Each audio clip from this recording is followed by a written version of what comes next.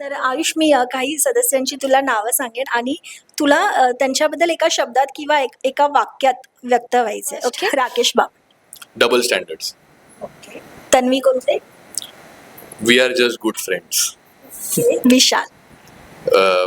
Gamer आणि मला असं वाटतं की जेन्युअनली फेक आहे तो सुरुवातीपासून फेक आहे. त्यांनी कधीच हे नाही केलं की मी रिअल वागतोय. त्यांनी आधीपासून गेम दाखवला त्याचा.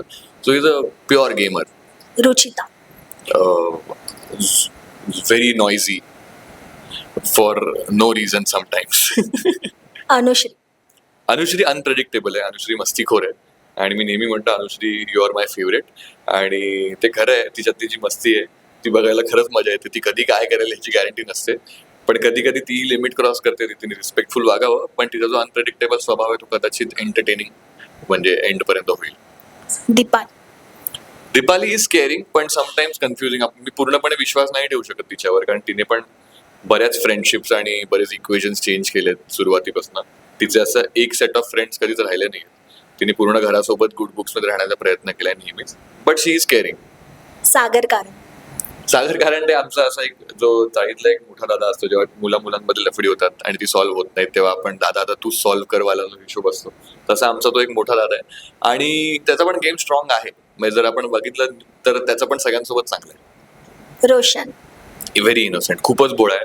त्याला असं वाटतं की त्यांना पूर्ण गेम कळतोय, पण तसं नाहीये. विशाल पूर्णपणे मॅन्युप्युलेट करतो आणि रोशन दादा खरंच खूप साधा आहे आणि खरंच खूप चांगला आहे मनाने. आणि मला असं वाटतं कुठेतरी जाऊन टोळी त्या गोष्टीचा फायदा घेऊ शकतो. प्रभू.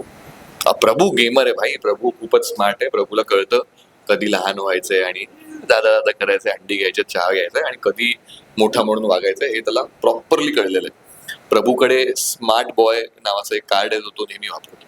आणि लास्ट प्राजक्ता. प्राजक्ता आमची गुड्डी आहे, आमची बेस्ट फ्रेंड आहे आणि ती खरंच खूप प्युअर तिचा हार्ट आहे आणि तिच्याकडनं खूप पॉझिटिव्हिटी नेहमी स्प्रेड होते.